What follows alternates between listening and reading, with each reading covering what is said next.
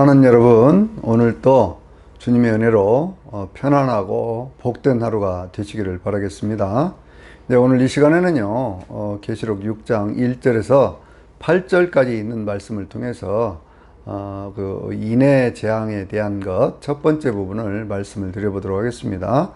대개 이제 이 계시록에 있는 인해 재앙, 나팔 재앙에 대한 얘기들을 할 때 이 구조를 되게 4 플러스 2 플러스 1의 구조로 이렇게 설명하는 분들이 많이 있어요.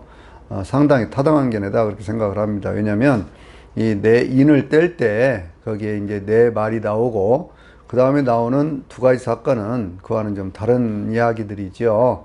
그리고 그 다음에 일곱 번째 인을 뗄 때에 일곱 나팔의 재앙이 시작되고 있기 때문에 4 플러스 2 플러스 1의 구조다라고 하는 것으로 우리가 이해할 수가 있어요. 왜 그러냐면요, 나팔 재앙도 역시 마찬가지인 것은 나팔 재앙이 땅과 바다와 그리고 강과 하늘에 이루어지는 네 가지 기본적인 어떤 그러한 그 나팔 재앙에 대한 얘기를 8장에서 하고 있고, 9장을 보면 황충재앙과 그리고 유브라데 전쟁이라고 하는 것을 이야기하고 있거든요. 그래서 4 플러스 2의 구조가 거기에도 나타나고 있죠. 그리고 마지막 일곱 번째 나팔을 볼 때 일곱 대접의 재앙이 그렇게 시작이 되어지기 때문에, 그래서 그와 같은 것들이 기본적인 구조로 이렇게 되어 있다, 우리가 이렇게 볼 수가 있는 것이거든요. 이제 첫 번째 인을 떼기를 주님이 시작을 합니다. 주님이 내가 보니 어린 양이 일곱인 가운데 하나를 떼실 때에 이렇게 시작을 하고 있죠. 내가 보니에서 나는 누굽니까? 그건 요한사도죠. 요한사도가 지금 환상 가운데 하나님의 계시를 통해서 주님께서 심판을 시작하시는 그 모습을 보고 있는 겁니다. 여러분, 이게 아주 중요한 거예요. 심판을 하실 때 첫 번째 인을 뗄 때 누가? 예수님이 그 첫 번째 인을 뗄 때 사건들이 시작되고 있다, 그런 말씀이잖아요. 주님이 말씀하시기를 나는 알파 오메가다, 나는 처음과 나중이다, 이렇게 표현을 하셨잖아요. 그러니까 이 심판과 구원의 역사, 마지막 심판과 구원의 역사를 시작하시고 그것을 완성하시는 분도 여전히 예수님이시다, 이것을 우리가 분명히 해야 됩니다. 어떤 뭐 이단의 교주가 그런 짓을 한다든지 그런 거 아닙니다. 창조주신 하나님께서, 예수 그리스도께서 심판과 구원의 역사를 이루어 가시는 거예요. 첫 번째 인을 떼신 분은 예수님이십니다. 인을 뗄 때에 네 생물 가운데 하나가 우리와 같은 큰 소리로 외치되 오라 하니 그랬지요. 네 생물은 누구라고 그랬습니까? 네 명의 천사장들이라고 그랬지요. 이 천사장이라고는 그러한 근거가 여러 가지가 있는데 그 가운데 하나가 바로 우리와 같은 소리로 외쳤다, 그런 말씀으로 우리가 볼 수가 있고요. 또 한 가지는 어디에 있냐면 이 우리와 같은 소리라고 하는 것이 10장 7절에 있는 그런 말씀, 10장 5절에 있는 말씀이죠. 10장 5절에 있는 말씀을 보면은요, 계시록 10장 5절에 있는 말씀 보면 거기에 이제 하늘로부터 한 힘센 천사가 내려왔을 때에 그가 사자와 같이 그렇게 부르짖음에 일곱 우리가 소리를 내어 말하더라, 이렇게 되어 있거든요. 그 일곱 우리라고 하는 것이 그것이 어떤 인격화된 어떤 그런 모습으로 보여지지 않습니까? 소리를 내어 말하더라 그랬으니까요. 그러니까 이제 우리와 같은 소리로 말하고 있는 것은 천사장과 같은 그런 존재인데, 이 일곱 우레와 같이 그렇게 말하는 이 천사장의 존재인 네 생물 가운데 하나는 또 어떤 일을 하느냐 그러면요, 15장 5절에 있는 그런 말씀들을 보면은요, 거기에 이제 마지막 일곱 대접을 가지는 그러한 모습이 일곱 천사가 나오는데, 그게 이제 성전에서부터 일곱 천사가 밝고 빛나는 세마포옷을 입고 가슴에 금띠를 띠고 나왔을 때에 거기에 이제 네 생물 가운데 하나가 그랬거든요. 네 생물 가운데 하나가 거룩하신 하나님의 그 진노가 가득히 담긴 대접 일곱을, 그것을 네 천사에게 주었다, 그렇게 얘기를 하고 있습니다. 그러니까 이제 네 생물 가운데 하나가 주었다고 하는 것은 그들보다 신분이 높다는 그런 얘기 아니겠어요? 그러니까 그들을 천사장이다, 이렇게 해석하는 것이 타당한 해석이다, 저는 그렇게 생각을 하는 거예요. 그래서 이제 그렇게 우리와 같은 큰 소리를 외치면서 뭐라고 그랬습니까? 오라 하고 얘기를 하잖아요. 오라고 하는 그런 얘기 속에서 한 흰 말이 나옵니다. 흰 말이 나오는데, 흰 말이 나올 때에 거기에 어떤 역사가 있지요? 거기에 탄자가 손에 활을 가지고 있고 그가 나와서 자기 면류관을 받아 쓰고 그리고 나가서 이기고 또 이기려고 하더라. 이렇게 말씀하고 있거든요. 이 자가 누구냐, 이렇게 나오는 사람이 누구냐 할 때 되게 해석에는 세 가지 해석을 해요. 저는 누구냐 그러면 그리스도다 이렇게 해석을 하는 것이 있어요. 그런데 이 해석이 맞지를 않는 것은 흰 말을 타고 있으니까 그리스도다 이렇게 얘기를 하는데, 그것이 맞지 않는 것은요, 지금 거기 어린 양 예수님이 그걸 띠고 있잖아요. 그리고 이제 인을 떼고 있는 그 예수님이 있는데 거기에 오라고 하는 것은 누가 하냐? 천사장이 하거든요. 그럼 천사장의 명령에 따라서 예수님이 나온다. 이게 말이 됩니까? 아니지요. 아니지요. 그래서 지금 이렇게 하고 있는 것은 예수님이 아니다. 이렇게 볼 수가 있는 거예요. 그러면 그 다음에 이제 누구라고 얘기를 하느냐? 그것은 말세에 적그리스도가 나타나니까 이 적그리스도가 흰말을 탄 그리스도의 모습으로 가장하고 나타났다. 이렇게 얘기를 합니다. 이것은 뭘 얘기를 하고 있는 거냐면요. 인의 재앙, 그러니까 모든 것들이 다 재앙이다. 이렇게 생각을 하다 보니까 그런 문제가 생기는 거예요. 그런데 여기 보니까요. 그가 나와가지고 뭘 하느냐? 그러면 면류관을 받았다. 그렇게 얘기를 하잖아요.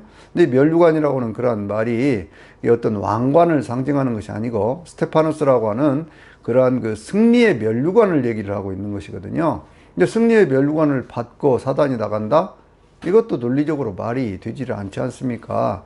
그러니까 이것은 뭐냐면 이 바로 그 인을 떼는 것에서부터 하나님의 모든 심판과 구원의 역사가 시작이 되어지면서, 그리고 지난 시간에 제가 말씀을 드렸던 것처럼 16장 17절에 일곱 번째 대접이 부어지면서 되었다라고 말씀하시는 심판과 구원의 역사가 전체가 이루어지는 시작과 끝에 대한 그러한 말씀이다. 이렇게 보실 수가 있는 거예요. 그러면 이 내용이 무엇이냐? 면류관을 받고라고는 그런 말씀을 할 때 이 면류관에 대한 것들이 바울 사도는 의의 면류관 그렇게 얘기를 했고요. 또 베드로 사도는 뭐라고 얘기를 했냐면 그것을 영광의 면류관 그렇게 얘기를 하고 있거든요. 그러니까 이제 이러한 것들을 보면 이것은 승리자에게 주어지는 것이기 때문에 복음 전도자들이 복음을 전하는 그러한 모습이다. 활이 쏘아졌다고 하는 것은 이미 그 일이 시작이 되어졌다. 주님께서도 말씀을 하시기를 이렇게 말씀을 하셨잖아요. 이제 이 복음이 땅끝까지 전파가 될 터인데 이 땅까지 복음이 전파가 되면 그때 종말이 오리라. 그렇게 말씀을 하셨거든요. 그래서 이것은 복음을 전도하기 시작하는 모든 지역에 다니면서 복음을 전도하는 복음 전도자들의 모습, 그 일은 이미 시작이 되어진 일이다. 심판과 구원의 역사는 시작이 되어졌다. 라고 하는 것을 우리에게 보여주는 것이 이 흰말 탄 자, 복음 전도자들 이렇게 해석하는 것이 타당하다. 저는 그렇게 생각을 해요. 두 번째로 이제 그 인을 떼실 때 보면요. 인을 떼고 그 다음에 이제 어떤 역사가 나타나는 것이 이 네 가지 인에는 똑같은 모습으로 나타나고 있거든요. 하나는 뭐냐면 어린 양이 인을 뗍니다. 첫 번째 인, 두 번째 인, 세 번째 인, 네 번째 인을 떼요. 그러면 그 네 생물 가운데 하나, 첫째 생물, 둘째 생물, 셋째 생물, 넷째 생물이 그 가운데 오라 하고 소리를 지릅니다. 그러면 그 가운데 이제 말들이 나오거든요. 그런데 두 번째 말이 뭐예요? 붉은 말, 세 번째 말이 검은 말, 네 번째 말이 청황색 말, 그렇거든요. 근데 두 번째 말이라고 하는 것은 뭐냐면 붉은 말인데요. 이 붉은 말이라고 하는 것은 거기에 탄자가 어떻게 했습니까? 허락을 받아서 화평을 재어버리고 서로 죽이게 하고 큰 칼을 가졌더라 그랬지요. 이것이 전쟁을 상징하는 것이다 라고 하는 것에 대해서는요, 모든 사람들이 거의 이견이 없습니다. 근데 이 전쟁이라고 하는 것이 어떤 육신적인 전쟁뿐만이 아니고 영적인 전쟁이다 라고 하는 것까지를 우리가 함께 생각을 해야 돼요.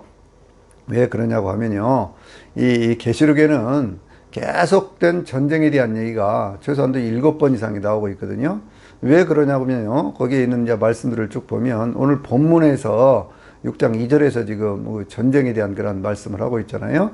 그것이 화평을 자해버리고 서로 죽이게 하고 큰 칼을 갖다, 큰 칼이라는 것은 아주 그냥 그 많은 사람들을 죽일 수 있는 대량 살상무기와 같은 것들을 상징하고 있는 것이죠.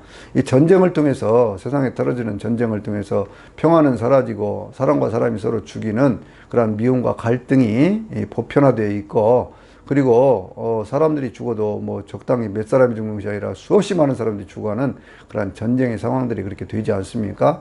근데 그러한 이야기들을요, 9장 11절 이하에 있는 말씀 보면요, 유브라데 전쟁이라고 하는 것을 통해서 많은 믿는 자들이 고통을 당하고 죽임을 당하는 그러한 모습들이 그 가운데 나오고 있어요. 또 그 전쟁의 모습이 어디에 있느냐 그러면요, 11장에 있는 말씀을 보면은요, 이 두 증인이 복음을 전하다가 그들이 그 복음 사역을 마쳤을 때 무저갱에서부터 올라오는 한 짐승과 싸워서 그 짐승이 그 두 증인을 죽이는 모습이 전쟁을 일으켜서 그들을 죽였다 라고는 그러한 내용이 나오고 있거든요. 교회가 굉장히 어떤 압박과 고통 속에 들어가는 그러한 모습들을 거기에서 보여주고 있는 거예요. 또 전쟁의 모습이 또 있습니다. 그것이 어디냐면요, 12장에 있는 말씀 보면 그 하늘에서 전쟁이 터지는데 미가엘과 그의 사자들과 사탄 곧 용, 엔용, 에뱀, 그 마귀 사탄이라고 하는 자와 싸움이 붙어요. 그래가지고 이 마귀가 그 전쟁에서 져가지고 땅으로 쫓겨나는 그러한 모습을 보여주고 있거든요. 그러면 땅으로 쫓겨나는 이 마귀가 어떤 짓을 하느냐 그러면 13장에 가서 보면요, 거기에 어떤 말씀이 있습니까? 바다에서 올라온 짐승에 의해서 어떤 일이 있지요?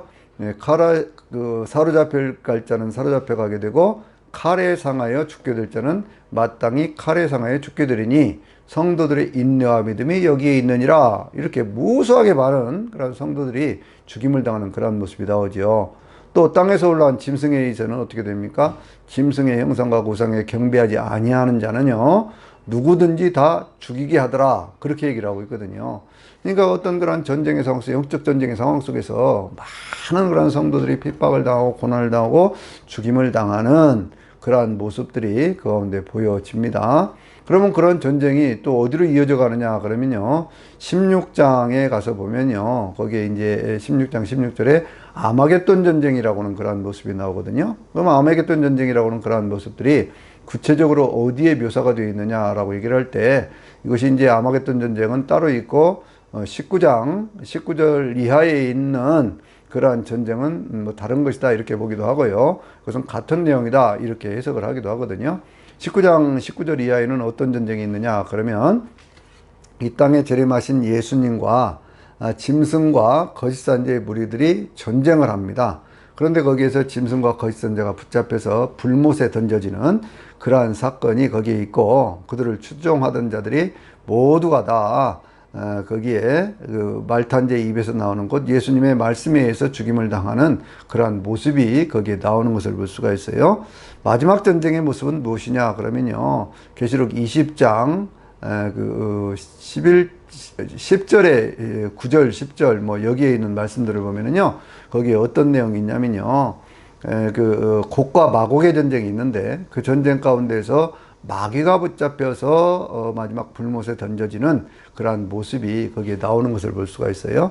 그러니까 이제 전체 어떤 그런 전쟁의 과정으로 보면 전쟁이 터졌습니다. 그 전쟁 가운데 서로가 격렬하게 다 싸움을 하다가 성도들이 굉장히 많은 핍박과 고난을 당하고 죽임을 당하는 그러한 모습이 생기면서 거의 교회가 다 이렇게 사라지는 것이 아니냐 하는 절망의 상황 속으로 빠졌는데, 그 절망의 상황 속에서 거기에서 주님이 다시 그 싸움에서 재림하심으로 마지막 그들을 다 심판하시고 처벌을 하시고, 그리고 마귀까지 그렇게 불못에 던짐으로 해서 그 전쟁의 승리자가 되신다 라고 하는 것을 우리에게 보여주는 것이 계시록이 말씀하고 있는 전쟁의 상황이에요. 그러니까 오늘 우리가 이 땅에서 겪고 있는 모든 전쟁들, 땅의 화평이 없어지고 그리고 사람들이 죽어가는 그러한 일들도 그것이 하나님의 허락하에서 되어지는 일이다 라고 이렇게 얘기를 하고 있는데, 그것은 무슨 얘기냐면요, 하나님의 절대적인 어떤 경륜 속에서 그것이 이루어진다 그런 얘기예요. 성경에 그런 말씀 있잖아요. 욥이 시험을 받을 때, 사탄이 시험을 할 때도 여전히 하나님의 주권 아래에서 사탄이 제한된 어떤 그런 그것을 행사를 하고 있는 것을 우리가 볼 수가 있죠. 이 허락이라고는 그러한 단어에 대해서 성경이 재미있게 표현하고 있는 것 하나가 있습니다. 그것이 어디에 있냐면요, 역대기상 4장 10절에 있는 말씀에 야베스라고 하는 사람이 기도하는 것이 있거든요. 야베스라는 사람이 기도를 할 때 이스라엘 하나님께 아뢰어 가로되 그랬습니다. 이스라엘 하나님, 야곱을 변화해서 이스라엘 되게 하시는 하나님, 인생의 어떤 그런 고통을 변해서 행복이 되게 하시는 하나님. 야곱이라는 이름이 무슨 뜻이죠? 그것이 인생의 어떤 그런 다른 사람을 뭐 힘들게 하고 복잡하게 하고 어렵게 한다는 그런 뜻 아니겠습니까? 그런데 그가 어딥니까? 야복강가에서 하나님 앞에서 기도하다가 그가 은혜를 받아가지고요, 야곱을 이스라엘이라는 이름으로 바꾸잖아요. 그래서 그 이스라엘 하나님께 야베스라는 이름의 뜻은 뭐지요? 그럼 고통이라는 뜻이거든요. 고통스러운 자기 인생에서부터 벗어나기 위해서 하나님 앞에 아뢰어 가로되 그랬는데, 아뢰다고 하는 것은 간구하다 그런 뜻이거든요. 근데 하나님 앞에 간절히 그렇게 구한 거예요. 그런데 이렇게 얘기를 하거든요. 하나님 나에게 복을 주시려거든 그랬습니다. 이 말씀이 그냥 읽기는 좀 어색한 그런 부분이 있어요. 하나님 나에게 복을 주십시오가 아니고 왜 그 복을 주시려거든 그렇게 얘기를 하느냐 그러면요, 이것은 하나님이 복을 주시는 하나님이라는 것은 확신이 있고 자기 인생에 주어질 복을 구하고 있는 거예요. 구체적으로 생활의 기도를 하고 있는 거거든요. 우리의 기도도 생활의 기도가 되어야 됩니다. 야베스의 기도는 생활의 기도거든요. 전쟁 속에서 육체적인 어떤 그런 고난 속에서 살아갈 때 그것을 이길 수 있는 것이 뭐냐? 그것은 바로 우리가 하나님 앞에 구체적인 기도를 해야 된다라고 하는 거예요. 그렇게 기도를 할 때에 그가 뭐라고 기도를 하냐면, 내 삶의 지경을 넓혀주시고 주의 손으로 나를 도우셔서 나로 환난을 벗어나게 하시고, 그래서 나로 근심이 없게 하옵소서. 근심이라는 고통이라는 얘기거든요. 이 고통에서 벗어나게 하옵소서 그랬더니 하나님께서 그가 구하는 것을 허락하셨다라고 성경이 말씀하고 있어요.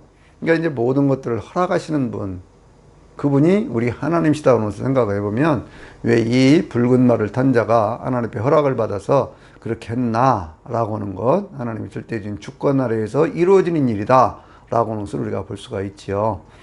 세 번째 인을 떼십니다. 어린 양이 세 번째 인을 뗄 때 셋째 생물이 오라 하니까 한 검은 말이 나오는데 그 탄자가 저울을 가졌다 그랬지요. 이것도 육적인 것과 영적인 것을 함께 우리가 볼 수가 있어야 돼요. 그것은 무슨 얘기냐 그러면요, 기근을 얘기하고 있잖아요. 검은색 기근이거든요. 기근이라고 하는 건데, 이 기근이라고 하는 것, 먹고 살 것이 없다는 얘기예요. 흉년이 들었다는 얘기입니다. 그래서 곡물 가격이 올라가기 시작하는데요, 거기에 보니까 한 데나리온에 밀이 한대요, 한 데나리온에 보리가 석대다.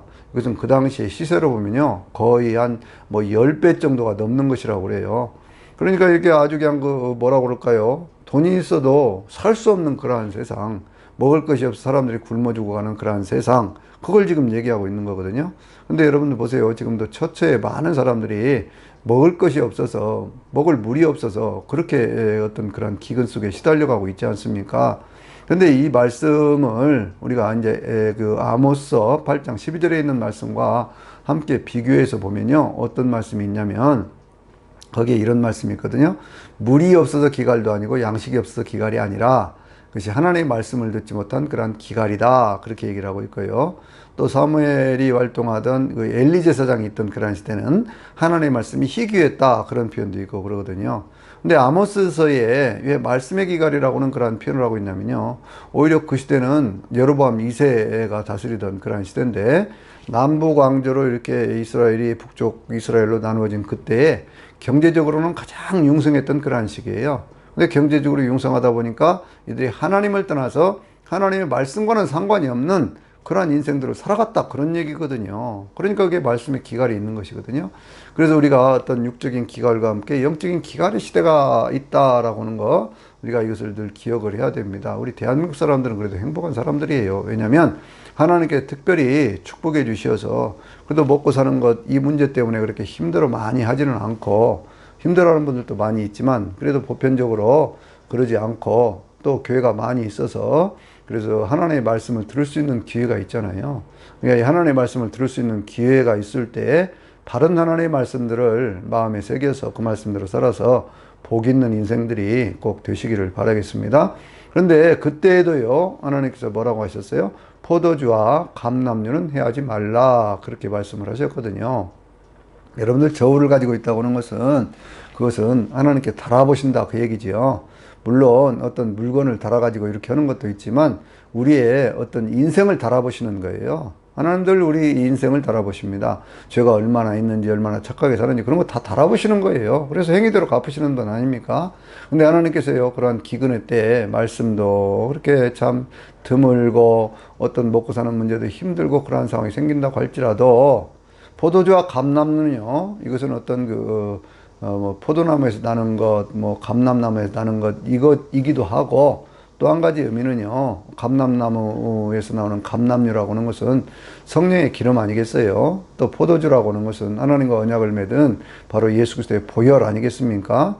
그러니까 이제 마지막 시대 말세에도요, 주님께서는 늘 보호하시는 사람들이 있어요. 그것은 누구냐? 그러면 성령의 충만함을 입고 예수 그리스도의 보혈의 은혜 가운데 사는 사람들, 이런 사람들은 끝까지 보호하신다 라고 하는 것을 우리가 늘 기억을 하고 바른 믿음과 은혜를 가지고 살아야 될 줄로 믿습니다. 또 한 가지 이제 네 번째 인을 떼지요. 네 번째 인을 뗄 때 청황색 말이 나옵니다. 청황색 말이 나올 때 그 청황색 말이라는 것은 뭐냐면 그것은 혼합된 색이잖아요. 그러니까 이제 이건 종교 혼합주의 뭐 이런 것들을 우리가 상징한다 이렇게 볼 수도 있어요. 모든 것들이 막 뒤섞어져 버립니다. 참된 진리가 무엇인지도 알지를 못하고 뭐 비진리가 무엇인가를 알지 못하고 서로 섞어져 버려요. 근데 거기에 묘한 것이 타고 있죠. 사망이라고 하는 것이 타고 있습니다. 그리고 그 뒤에 음부가 따르더라. 뭐 지옥이 그 뒤를 따른다. 그렇게 표현을 하고 있거든요. 근데 이제 이 사망이라고 하는 타나토스라고 하는 헬라어의 그 뜻 가운데 하나가 뭐냐면요. 그것은 죽음이라고 하는 그러한 뜻도 있지만 그 하나의 뜻은 치명적인 질병의 뜻도 있어요. 아주 사람들이 고치지 못할 그런 질병, 그런 뜻이 거기에 있거든요. 그러니까 그런 질병들이 막 돌아다니니까 사람들이 무수하게 죽어나갑니다. 사람들이 죽어나가는 그러기 때문에 그 뒤에 지옥, 음부가 그 뒤를 따르더라 이렇게 표현을 하고 있거든요. 그가, 그 탄자가요, 땅 4분의 1의 권세를 받아. 그러니까 최소한도 이 땅에 사는 사람들 4분의 1이라고 하는 사람들 이런 영향을 받는 거예요. 뭐요? 거기에 보니까 칼과 흉년과 사망과 땅의 짐승으로 죽이더라 그랬잖아요. 근데 이 칼, 흉년, 사망 이것은요, 그러니까 이제 어떤 전쟁이라든지 기근이라든지 혹은 악성 질병이라든지 뭐 이런 것들은 에스겔서 6장에 보면 이 세상을 어떤 심판하시는 하나님의 도구로 늘 쓰임을 받는 것을 볼 수가 있고요. 또 에스겔서 14장에 있는 말씀을 보면요, 칼과 짐승과 어떤 그런 악성 질병과 땅에 어떤 그런 짐승이라고 하는 것을 네 가지를 그렇게 에스겔 14장에서는 이 땅을 심판하시는 하나님의 심판의 도구로 이렇게 말씀하는 것을 볼 수가 있거든요. 그러니까 지금 우리가 살고 있는 이 시대가 악성 질병들이 특별히 21세기에 들어와 가지고 굉장히 많이 퍼져가고 있지 않습니까? 우리를 지금 고통스럽게 하고 있는 코로나 같은 것도 다 마찬가지 아니겠어요? 근데 이것이 성경적인 어떤 그런 예언의 말씀을 비추어 보면 우리가 살아가는 시대하고 같다 그 얘기예요. 왜냐하면 종교 혼합주의가 지금 판을 치고 있지 않습니까? 모든 종교를 통합해야 된다고 얘기를 하고 있지 않습니까? 진리와 비진리가 뒤섞어져 있잖아요. 그래가지고 참된 진리가 무엇인지 예수 구원을 얘기하면 오히려 이상한 사람으로 취급하는 그런 시대에 살고 있지 않습니까? 그러나 진리는 분명한 거예요. 지금 이 계시록에 있는 말씀으로 비교를 해보면요, 우리가 살아가는 시대는 이 네 번째 인과 다섯 번째 인의 시대다 이렇게 볼 수가 있거든요. 이제 다섯 번째 인에 대한 것들은 다음 주에 또 제가 말씀을 드리도록 그렇게 하겠고요.